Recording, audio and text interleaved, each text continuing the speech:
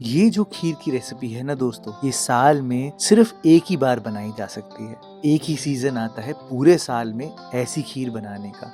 अगर आपने दोस्तों ये नहीं बनाई तो सच में आप कुछ मिस कर दोगे। देखो दोस्तों, सबसे पहले मैं आपको चावल बता देता हूँ क्योंकि हमें चावलों को भिगाना है। मैंने यहाँ पर 1/4 कप शॉर्ट ग्रेन राइस ली है, यानी कि छोटे दाने वाले चावल। और इसलिए लिया है क्योंकि छोटे दाने में सबसे ज्यादा अमाइलोपेक्टिन होता है, जिससे कि आपकी खीर बहुत ही क्रीमी क्रीमी बनेगी। इसका जो स्टार्च होता है ये दूध के फैट के साथ सबसे बढ़िया तरीके से मिलता है। तो शॉर्ट ग्रेन राइस जो मैंने यूज करी है वो है यहाँ पर अम्बे मोर। आप चाहो तो सोना मसूरी भी यूज कर सकते हो, वैसे चाहो तो टुकड़ा बासमती भी कर सकते हो, लेकिन बेस्ट रिजल्ट शॉर्ट ग्रेन वाली राइस से ही आएगा। शुरुआत में जब आप चावलों को धोकर भिगा रहे होगे, उसी टाइम पर मेरे कहने पर 10 के आसपास काजू को भी भिगा देना। मैं ये खीर एकदम इंस्टेंटली बना रहा हूँ दोस्तों, और ये उसका एक बहुत इंपॉर्टेंट पार्ट है।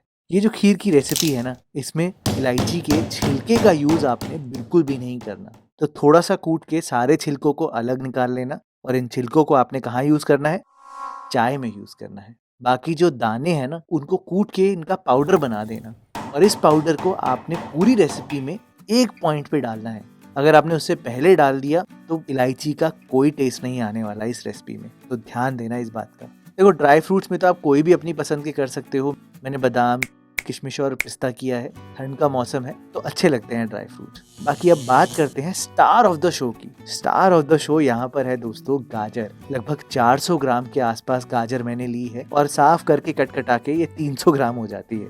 देखो, घिसने वाला पार्ट मैं आपको इसलिए दिखा रहा हूँ क्योंकि एक बहुत इंपॉर्टेंट पॉइंट है। आप गाजर को मीडियम वाले ग्रेटर से भी घिस सकते हो, या मेरी तरह मोटे वाले से भी घिस सकते हो। हाँ, लेकिन ध्यान रहे कि अगर आप गाजर को टेढ़ा करके घिसोगे तो उसके लंबे लंबे स्ट्रैंड्स आएंगे। आपने गाजर के लंबे लंबे लच्छे नहीं निकालने। जब आप गाजर को घिसोगे ना, तो उसको सीधा करना और सीधा करके घिसना। ऐसे छोटे छोटे लच्छे आएंगे, जिससे क्या होगा कि वो चावल के दानों के साथ मर्ज करेंगे, और तब टेक्सचर बहुत अच्छा आएगा आपकी खीर का। लंबे लंबे लच्छे होंगे तो वो फील होते हैं ज्यादा, हर किसी को एकदम से पसंद नहीं आते। फिर आप देखो दोस्तों, गाजर एकदम लाल है, और सच बोलो जब मैं ये रेसिपी शूट कर रहा था उस टाइम पे ऐसी लाल गाजर मिलना बड़ा मुश्किल था। बहुत ही मुश्किलों से ऐसी गाजर लाया हूं मैं इस टाइम पे। आपके यहाँ पर अच्छी गाजर मिल रही है या नहीं मिल रही, और कितने की मिल रही है, ये मुझे कमेंट सेक्शन में एक बार जरूर बताना। फिलहाल मैं आपको बताता हूँ ये खीर बनानी कैसे है। तो अब सीधा ही कढ़ाई पे चढ़ना, और कढ़ाई पे सिर्फ 1 टेबलस्पून घी डालना। इस रेसिपी में घी का कोई ज्यादा यूज नहीं है, मेन तो काम दूध और गाजर का ही है। तो सीधा ही आप यहाँ पर गरम घी में गाजर को डाल देना है। पहला पार्ट जो आपने करना है इस खीर में वो ये है कि गाजर को भुनना है अच्छे से। भुनने से जब आप हाई फ्लेम पर यहाँ पर गाजर को भुनोगे तो उसकी जो बाहर की सरफेस है उससे वाटर लॉस शुरू होगा, और आपने भुनना तब तक है जब तक गाजर का रंग हल्का सा चेंज नहीं होता।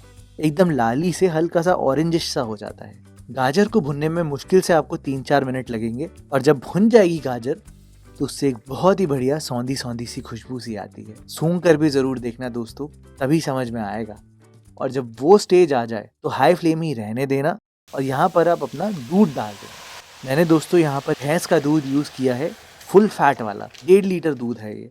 बट मैंने एक बहुत इंपॉर्टेंट काम किया था, वो ये है कि थोड़े से दूध को अलग से निकाल कर रख दिया है। ये बहुत इंपॉर्टेंट पॉइंट है दोस्तों, क्योंकि ये मैं खीर इंस्टेंटली बना रहा हूँ, तो ये जो थोड़ा सा दूध है ना, यहाँ पर बैलेंस करने में बहुत हेल्प करेगा। चलो अब आपको दिखाता हूँ रेसिपी में है क्या। ये तो बहुत ही सिंपल काम करना है आपने अब, कि हाई फ्लेम पर दूध को पकाना है, लेकिन दूध को पकाते वक्त गलती से भी अपनी कड़छी को नहीं रोकना। एक बारी तो मेरे साथ हो चुका है कि मैंने छोड़ के दूसरे काम करने लग गया, तो नीचे पूरी एक परत जम गई दूध की। मतलब वो जल गया पूरा दूध, और बहुत बुरी हालत हुई। तो चलाते रहना दोस्तों जब तक कि उबाला नहीं आता, और दूध में जैसे ही बॉईल आना शुरू होता है, अच्छे से बॉईल आना शुरू हो जाए, देखो साइड्स में आ चुका है ना, तो बस उस स्टेज पर आपने यहाँ पर अब चावलों को डालना है। इस रेसिपी में जो कुकिंग टाइम है ना, एक्चुअल में वो दूध को काढ़ने का नहीं है, वो सिर्फ चावल को पकाने का है। आपको इंतजार करना है कि आपके चावल कब तक पकेंगे। तो डिपेंड करता है कि आपकी चावल की वैरायटी कौन सी है। अगर सही वैरायटी है और चावल भीगे हुए हैं तो 5-6 मिनट में ही पक जाते हैं, लेकिन ऑन एन एवरेज आपको 7 से 8 मिनट बिल्कुल लग जाएंगे। देखो, दूध को पकाते वक्त जो साइड में मलाई जमेगी ना, उसको निकाल जरूर देना, और उसको मिला जरूर देना, नहीं तो सूख सूख के ये जलने लग जाएगी और आपकी खीर का स्वाद कड़वा हो जाएगा। तो चलाते रहना दोस्तों और मलाई को निकालते रहना और 10 मिनट में खुद ही देखना सारा जादू कंप्लीट हो जाएगा। एक बार मैं आपको 8वें मिनट पे दिखा देता हूँ कि चावल कैसे हैं। अभी देखो आप, मैं अगर चावल निकाल कर उनको दबाऊंगा तो चावल अभी दाना खड़ा है, अभी पूरा तरीके से पका नहीं है। तो आगे कुछ भी करने से पहले चावल को जरूर पकने देना। आपको अपने आप ही पता लग जाएगा चावल पक गए हैं, क्योंकि जो गाजर है और चावल के दाने हैं वो ऊपर आने लग जाएंगे। अब देखो ऊपर एकदम गाढ़े गाढ़े से होने लग गए हैं। इसका मतलब ये होता है कि चावल ने अपना स्टार्च छोड़ना शुरू कर दिया है। और अगर मैं आपको दबा के दिखाऊं तो आप खुद ही देखो चावल एकदम नरम हो चुके हैं। ये देखो कैसे एक परत सी बन रही है ना, और गाजर कैसे ऊपर सी आ रही है। तो अब डालते हैं हमारा सीक्रेट इंग्रेडिएंट। मैंने क्या किया है कि 1-2 टेबलस्पून चावल को निकाल के रखा था, उनको भीगे हुए काजुओं के साथ थोड़ा सा पानी डाल के एक थिकनर यानी कि एक पेस्ट बना लिया था। ये जो पेस्ट है ना दोस्तों, जब आप डालोगे तो उसी विदिन सेकेंड्स क्या होगा कि आपकी जो खीर है वो कड़ने लग जाएगी, एकदम गाढ़ी हो जाएगी। बिल्कुल जैसे कॉर्न स्टार्च होता है वैसे ही काम करेगा ये काजू और चावल। आप खुद ही देखना, मैं अभी डालूंगा, अच्छे से सारा डाल देना, बिल्कुल एक बूंद मत छोड़ना। डालने के बाद एक बार इसको चलाना और देखना जादू क्या होगा। विदिन फ्यू सेकेंड्स ही आपकी जो खीर है वो गाढ़ी होने लग जाएगी। देखो मैंने आपको तभी बोला था कि आपको वेट करनी है चावलों के पकने की। चावल जैसे ही पक जाए खीर में तो उसके बाद खीर में कुछ भी नहीं है। अब समझ में आया होगा आपको कि मैंने क्यों बोला था कि वो दूध को निकाल के रखना अलग से। अगर ऐसी गाढ़ी खीर को ठंडा करेंगे तो ये तो बिल्कुल फिरनी जैसी हो जाएगी, बहुत ज्यादा गाढ़ी हो जाएगी और अच्छी नहीं लगेगी। तो बैलेंस आउट करने के लिए यहाँ पर वो दूध बहुत काम आएगा। तो इसलिए यहाँ पर अब दूध डालना और दूध के साथ ही आप यहाँ पर चीनी डाल देना। देखो मैंने लगभग 9-10 टेबल स्पून के आसपास चीनी डाली है। मुझे मीठा थोड़ा कम पसंद है, लेकिन अगर आपको बहुत ज़्यादा पसंद है तो बिल्कुल आप थोड़ी और चीनी डाल सकते हो। हाँ लेकिन ध्यान रहे, खीर में हमेशा चीनी एंड में डाली जाती है, गलती से भी पहले मत डाल देना, नहीं तो आपके चावल ही कच्चे रह जाएंगे और सारी खीर बर्बाद हो जाएगी। और जैसे ही खीर की कंसिस्टेंसी हल्की सी गाढ़ी हो जाए, बस एकदम एंड में ड्राई फ्रूट्स डालने हैं सारे। आप यहाँ पर इलायची का पाउडर डाल देना, गैस को कर देना बंद और ढक्कन लगा देना ताकि इलायची की खुशबू बिल्कुल भी बाहर ना जाए। और बस 5 मिनट ऐसे ही छोड़ना दोस्तों।